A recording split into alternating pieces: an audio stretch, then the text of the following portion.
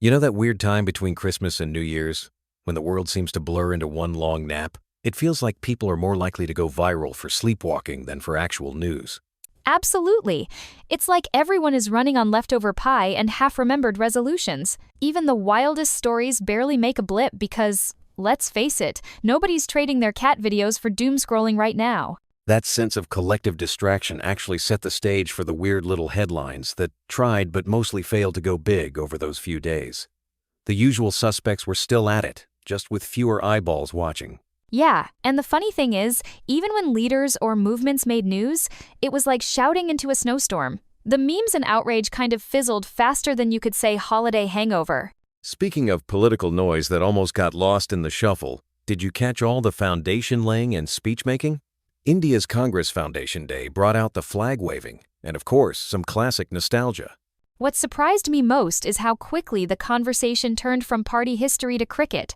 Suddenly, MS Dhoni was trending as a political symbol because nothing unites like sports, right? Totally, and it's not just India. In West Bengal, you had Mamata Banerjee's temple project turning into a full-blown turf war.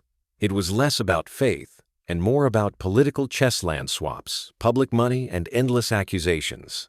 I have to laugh at how it played out like a real-life game of infrastructure musical chairs, all those relocation fees. Meanwhile, on the other side of the world, Trump was busy hosting housing powwows and promising the biggest affordability push since the GI Bill. And yet, no matter how bold these plans sounded, they only managed to trend among policy junkies. It's almost like the internet reserves peak engagement for things that sound like real estate reality shows. Now, while the politicians were busy making headlines, the military types were out there flexing hard. China's Justice Mission 2025 around Taiwan was a full-on display blockades, drills, the whole works. Seriously, those live-fire exercises even grounded over 100,000 travelers. But if you blinked, you might have missed how fast Taiwan scrambled, or how Russia chimed in backing China. It went mega viral, at least among the geopolitics crowd. And don't forget the Russia-Ukraine drama. Russia seizing villages, Ukraine launching drone swarms. If you follow OSINT accounts, it was like watching a holiday action movie, just with more snow and less cheer.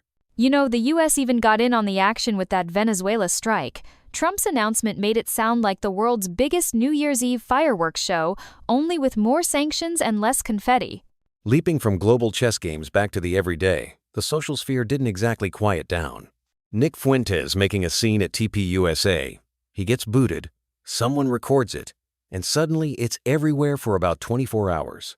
That's the thing with these viral moments, they burn hot and then vanish, like the Pretoria phone snatching video. A quick arrest, tons of views, but by the next scroll, it's all forgotten. It's almost comical how fleeting these outrages are. Barbara O'Neill tossed some fuel into the mix too. Her take on homeschooling versus peers, instantly controversial, instantly viral. And then, poof, it slips into the background noise. Exactly. And then you've got police clarifying supposed racist attacks or fraud exposés popping out of Canada and Minnesota. Everyone's mad one minute, off to something new the next.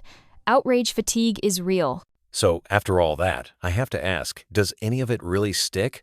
Or are we just living in a loop where news gets a brief moment of fame before disappearing under the next wave of memes and mayhem? I wonder that too. Maybe it's the time's holidays, shorter attention spans, or just too much happening. But the stories do add up. Even if they fade fast, they're snapshots of what society's wrestling with. And honestly, sometimes the dry humor in these roundups is what keeps us from getting overwhelmed. If we can laugh at how predictable it all is, maybe we can see the patterns a bit clearer. Couldn't agree more. Whether it's leaders promising the moon or a viral cat video winning the day, it's still a reflection of our priorities and our collective sense of irony.